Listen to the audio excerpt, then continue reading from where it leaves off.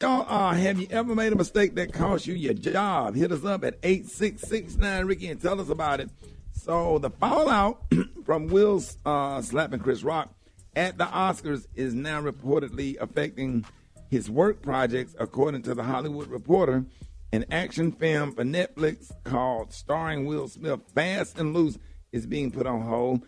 Also, the brakes are being put on Bad Boys 4, which was in pre-production, and now Apple and Netflix have withdrawn their bids to make a biopic based on his best-selling autobiography, Will.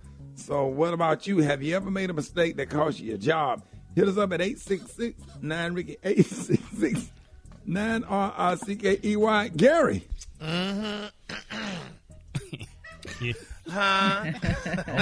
Which one? I was about to say, because we know of a few. Yeah, I had a couple. Why you started with him? Exactly. Yeah, why you started with me? But, I mean, yeah, did I? No, I don't. No, when I was in the hospital, Wendy's, no, and when I worked in the hospital, no. Because what happened at the hospital? When she was an older patient, and I never forget her. And I went in that girl room. What was her name? I don't know. She was an older European woman. And I went in the still room. Living? Oh no, honey, she ain't living. She passed away years ago. She passed years ago. Yeah, but I went in her room to bring her a bedpan. And the way she was talking to me was just so abrupt. Get out of here. I'm like, well, I'm here to give you the damn bedpan. So, honey, she was talking crazy to me. So, baby, I closed that door. And I said a few words to her. And, honey, she called her grandson. Gary, hold on. No, don't smooth. So you closed I can't that say door, the words that I said. And you got enough. Just can't help us out. You got enough. Did you get close to her face? Oh, yeah, I got close to her. And did you grab her and pull her to you, or you just sit? No, I just stood in front of her, and I gritted my teeth. So you talk to me like this, you crazy. And I, said that under my gritted teeth. And, baby, she called her grandson, honey. And her grandson came up to the hospital, honey, and talked to the director of nurses. They brought me in the room, and they told me I was fired. They told me I was fired. And what'd you tell her? What'd you tell her, though? Oh, well, did I tell her? I can't remember what I told her verbatim, but honey, I was. Did she call you the N-word? No, she didn't, but she could have. The way she was talking to me, I mean, it was a mess. She was mean. She was a mean. And what was her name? I don't remember her name. That's been so long ago, but I remember I got What fired. is it? Miss what's her name? Miss Nagatov. I don't know what was her name. Nagatov. You didn't do nothing to her. Did you have to comb her hair? I didn't have to do nothing, honey. I just had to tell her what I told her because I don't like the way she was talking to me. But, honey, she showed, and I could never forget my director of nurse's name was Jeff, honey, baby. Miss Jeff was a grand white girl, honey. And he brought me in that office, honey, and told me what he had to tell me, and they sent me home. I was no longer at Baylor. It was so sad. Miss Jeff was a grand white girl? He was a white guy, but he was a queen, honey. She was grand. Baby Jeff used to walk around the hospital, honey, his little lab coat, baby, honey, just looking at us, honey, turning patients and cleaning patients like we were some little slaves, honey. But, baby, he fired me. What about you, Maria? Well, I didn't get fired, but I kind of did something that required some disciplinary action. So I was working like in a corporate setting, and you know how they send emails out, and I just hit a reply all, and I had a response. It wasn't very professional. It was about some money that was missing from my check, and I replied all. And it was so funny, Ricky, because I worked in this office. It was like a bunch of cubicles. So when I replied, you could see like everybody's head rising real slow. I was like, no, this chick didn't. Like, yeah. And it was like something like 75 cents missing from my check, but it was 75 cents per hour. But yeah. So they had to call me in the back office, but they kept me on. Gary, does that sound familiar? With that email with them cubicles when I sent that, Rock Tina was trying to stop me. Oh, yeah. Oh. Yeah, dog. It sounds very familiar. Would you like to share?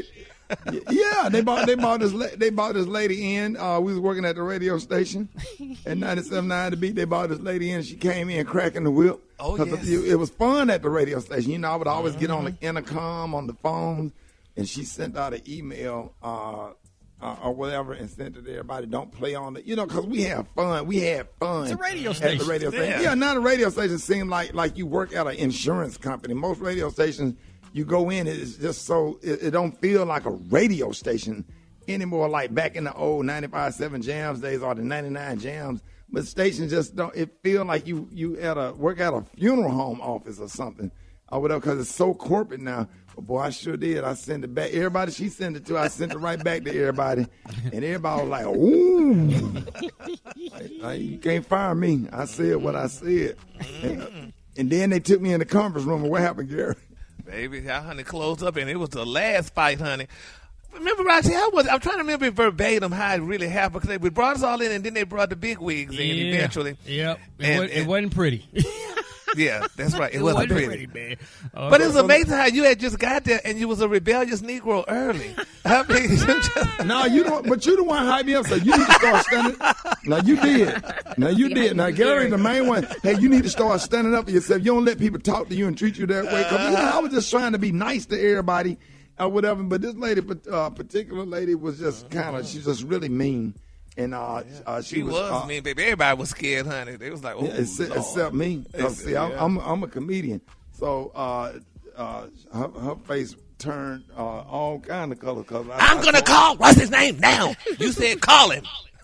Right. I said, and you can call Tyrone. Okay.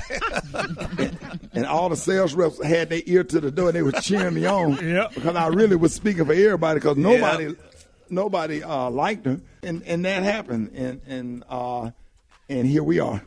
Here we are. Here we are.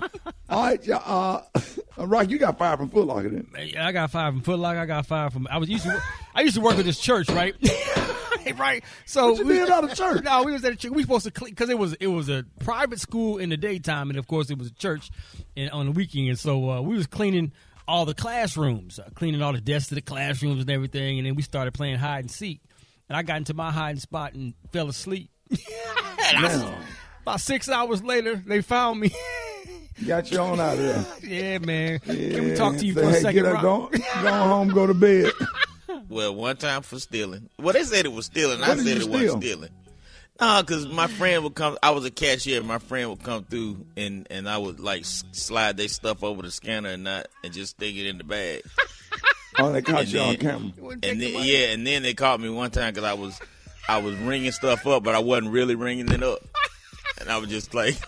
I would just get them. So how you end up going to another Kroger? I would get them back changed. You just go to it. This was before computers was really a thing. You go to.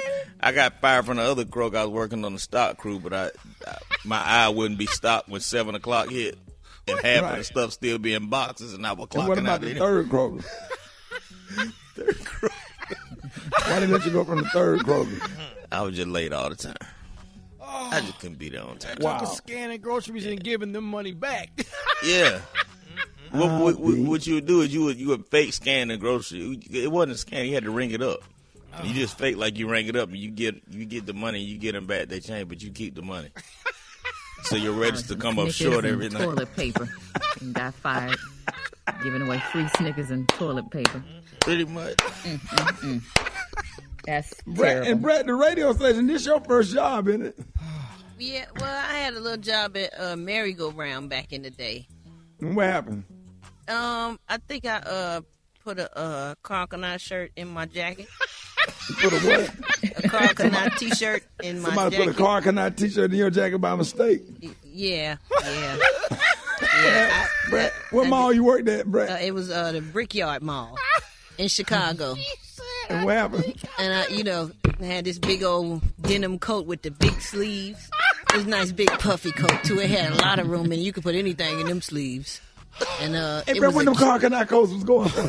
Man, it was the T-shirts that was banging. You know them Carcanine T-shirts? They was thick. They were going about $60 a T-shirt, bruh. Right. And you went to the back and put it in, or you did it? I worked there, so I just rolled it up when I got ready to leave and put two of them, one in each sleeve. And I walked on. You walking out there looking like Popeye the Sailor Man. Came on up out there. I was holding stuff in my hand too, so you couldn't see it was nothing in my sleeve. I was holding my bag and stuff. So. Oh man! Right. And what they say? How you get caught with it? Well, when I came back, they said, it was 2 shirts missing when we checked the inventory. I was like, I don't know what happened to them shirts. Y'all better check the camera and see if somebody walked out with them shirts. And then they was like, well, it was some cameras in the back, and we saw you walking out with them shirts. And I was like, that wasn't me. That was not me. I don't know what you're talking about. My jacket is puffy like that. And they ran the cameras back, and I saw myself. So I was like, all right, y'all have a blessed day.